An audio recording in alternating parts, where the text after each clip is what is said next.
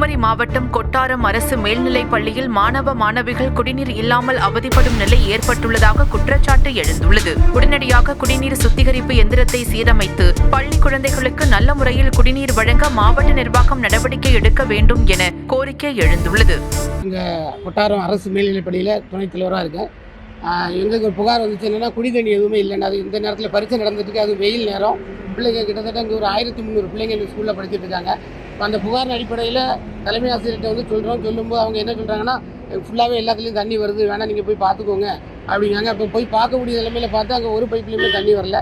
அப்போ பிள்ளைகள்கிட்ட கேட்கும்போது வீட்டில் இருந்தால் நாங்கள் தண்ணி கொண்டு வரோம் அப்படின்னு சொல்லி பிள்ளைகள் புகார் பண்ணுறாங்க. இப்போ இதை வந்து மாவட்ட நிர்வாகம் உடனடியாக நடவடிக்கை எடுக்கும்படி கேட்டுக்கொள்கிறேன்.